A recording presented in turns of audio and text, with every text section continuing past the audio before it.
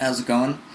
I guess, well, first of all, thanks for your question. And I guess the simplest way to respond would be to break this down the way that it was done traditionally in Greek philosophy, um, where you have the good, the true, and the beautiful as three distinct, though not unrelated, perspectives on what it means to be human. The true and the beautiful we won't get too much into, but in short, the true is about the objective world. The beautiful is about the subjective world, and the good is about what's in between self and other, in between myself and other people. And when we try to decide what is good, it seems clear that there's no ultimate answer that is true in all circumstances, at all times, in all places, for all people. Um, and so to have a modern morality, a secular morality, um, really requires steering clear of any dogmas, though certainly we shouldn't trash tradition, because tradition, while it certainly can be repressive, it's also the collection of the wisdom of countless generations of human beings interacting with each other and coming to understand what seems to work best and what doesn't. Um, and, trying to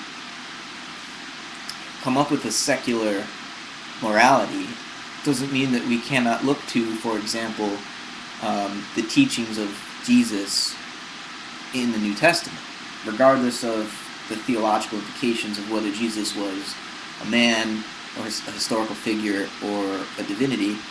We can still look at his moral teachings as beneficial and as sort of being at the top of the pedestal that we should all be striving to achieve in our own lives. And so good really has to do with our community, with other people, with how we relate to other people.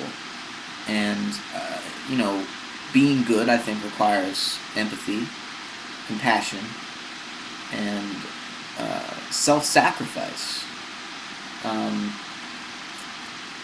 you know, Not overly so. We don't want to constantly be putting ourselves in harm so that others can survive. But I think more often than not, helping others is in our self-interest anyways. And being good, in other words, really being part of a community and valuing our communities, is very beneficial to our own well-being, to our state of mental health, and even physical health. So, I don't think it's fair to chastise atheists automatically just by virtue of the fact that they are atheists for somehow being immoral. That's not fair at all. Morality does not have to be based upon belief in anything supernatural. But I think, we shouldn't, in reference to the text that you added to the end of your video, we shouldn't demonize religion. The problem is any system, belief system, which is taken literally. And this can happen in religious traditions, it can happen in science, it can happen anywhere. And so instead of singling out religion as the problem that causes good people to commit evil acts, we should single out fundamentalism or over-literalization of any teaching or dogma as the culprit here. That's my feeling, at least. So I'll leave it at that, and hopefully I answered your questions, and thanks for asking them. I appreciate what you're allowing all of us to explore through asking them, so thanks.